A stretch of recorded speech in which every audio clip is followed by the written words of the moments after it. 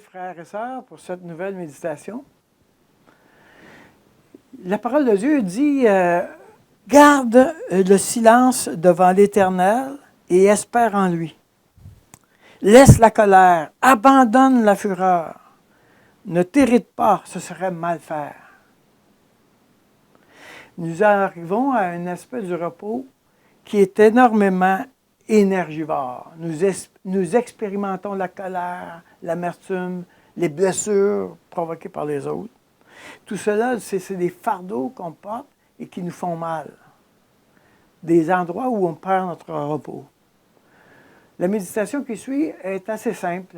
En fait, vous avez entendu cela plusieurs fois. Prends cette occasion pour faire un inventaire des voleurs de repos. Prends cette occasion pour t'arrêter et juste venir à toi. Revenir à toi. J'aimerais terminer avec une question. Alors, je t'invite à répondre à cette question pendant la méditation. Pourrais-tu nommer une occasion de non-pardon qui te vient spontanément à l'esprit? Pourrais-tu nommer spontanément une occasion qui te vient à l'esprit de non-pardon? Bonne méditation.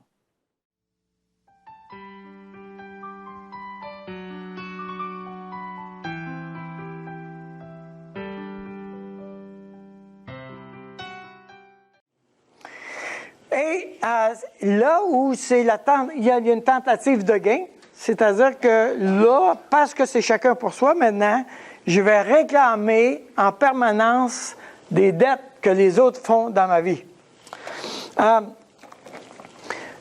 Les gens créent des dettes dans ma vie sans qu'ils sachent. OK? Et dans mes relations, OK? Il y a des constructions de dettes en permanence. Alors, comment ça se fait qu'il m'a posé cette question-là? Il n'avait pas le droit de me poser cette question-là. Comment ça se fait qu'il n'a pas attendu que je termine ma conversation pour venir me couper la parole? Comment ça se fait qu'il n'est pas venu me demander comment ça allait aujourd'hui? Comment ça se fait que... Et toutes les fois que je donne la main à quelqu'un, OK, il y a un danger qu'il se crée une dette là. OK? J'ai le droit d'être respecté. J'ai le droit qu'on prenne soin de moi. OK? Donc, dans nos relations, il y a toujours une place où je suis en train d'exiger de l'autre quelque chose. Tout le temps. Petit ou grand. On est tellement habitué de faire ça qu'on ne réalise pas qu'on est toujours en train de faire ça. Mais on est toujours en train d'exiger des autres qui changent leur comportement ou qui fassent quelque chose de différent avec moi pour que moi je sois correct. Je réclame en permanence un droit. La femme que tu m'as donnée, moi j'avais le droit d'avoir une femme qui avait de l'allure, pas une femme qui prend des décisions comme ça. OK? Et là, il y a une dette, hein? Ça dit à la femme, tes désirs se porteront vers ton mari, mais il dominera sur toi. Regardez bien comment ça marche. OK? La femme a dit à son mari, regarde, là, tu devrais faire ceci, tu devrais faire cela. OK? J'ai le droit que tu fasses ces affaires-là pour moi. Je cherche à te faire changer d'affaires. Et l'homme dit, j'ai le droit que tu me laisses la paix. Lâche-moi les baskets. OK? Et tout à coup, il y a toute une spirale de droit qui s'enclenche, de réclamation de droit qui se enclenche. Nous sommes... OK, on va juste aller voir pour la prochaine. Tournez avec moi dans Éphésiens chapitre 4.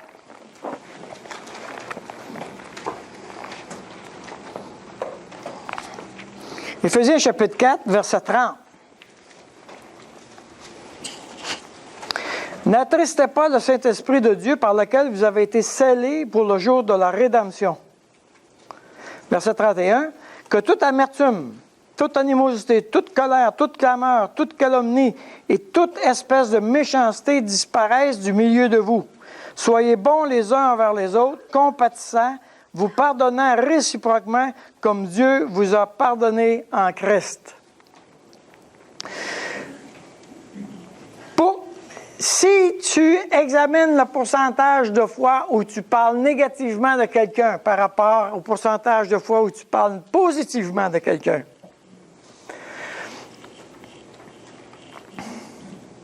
il s'agit juste de s'asseoir dans une cafétéria d'une usine avec les gars pour savoir comment ça parle. Faites pas ça, faites pas ça. Il s'agit juste d'être dans un groupe de femmes. OK? Pour savoir de quoi on parle. Et tout à coup, on s'aperçoit que tout le monde, OK? Il y a de l'amertume, de l'animosité, de la colère, de la calomnie, toute espèce de méchanceté, c'est là.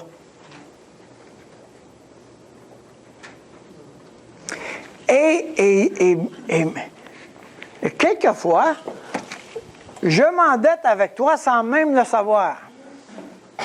Ça se peut ce matin, là, que je me suis endetté avec quelqu'un ici, là.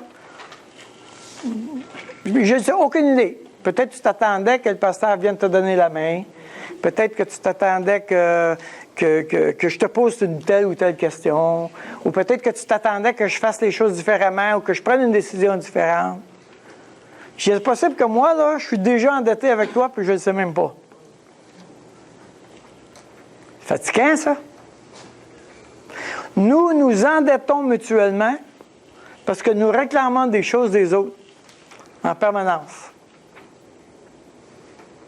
Wow! Quand quelqu'un te doit quelque chose, il n'y a pas de repos parce que moi, j'exige qu'on paye la dette. Donc, je me retrouve en permanence dans une situation de non-repos. Combien d'entre nous ici ne parlent plus à leurs parents, à leurs frères, leurs sœurs, à leur famille étendue? Combien d'entre nous ici ont des problèmes avec des compagnons de travail? C'est ça notre vie, là. Il y a toujours quelqu'un, quelque part, qui a une dette. Et plus ou moins grande. Mais cette dette-là fait que je perds mon repos. C'est-à-dire qu'il y a quelqu'un qui me doit quelque chose, tant qu'il n'aura pas payé, moi, je vais être dans une situation d'exiger le paiement. Il faut qu'il paye. Cette personne-là doit payer. Alors, quelquefois, je le mets dans les caisses des fonds perdus. OK? Puis je le laisse là, mais la dette est toujours là. Quand même que tu n'as pas parlé à ton frère depuis 15 ans, là, la dette est là pareil. Donc, il y a des dettes. Et ces dettes-là nous enlèvent le repos. Et ces dettes-là, évidemment, c'est plus facile de le voir avec notre conjoint, notre femme, notre mari, mais les gens très proches, c'est facile de voir qu'il y a des dettes en route.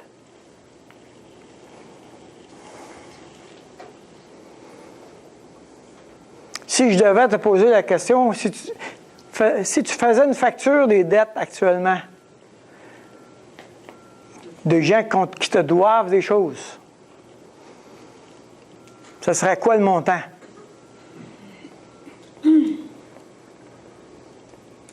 100 000 $? 500 000 $? 1 million? 10 millions? J'étais avec une personne j'étais rendu à 100 millions. Elle a dit non, elle a dit, c'est vraiment pas assez. La personne m'a dit, il faut que tu le mettes en pourcentage.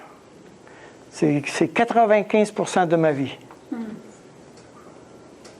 OK? Je ne suis pas capable d'évaluer. C'est 95% de ma vie que cette personne-là me doit.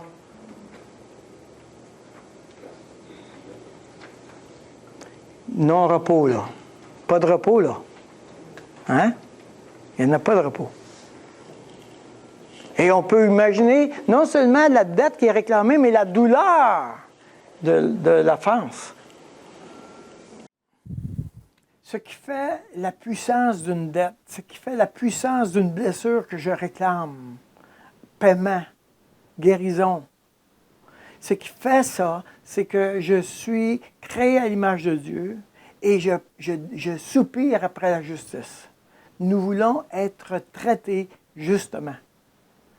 Alors, c'est énormément énergivore de poursuivre la justice pour nous-mêmes.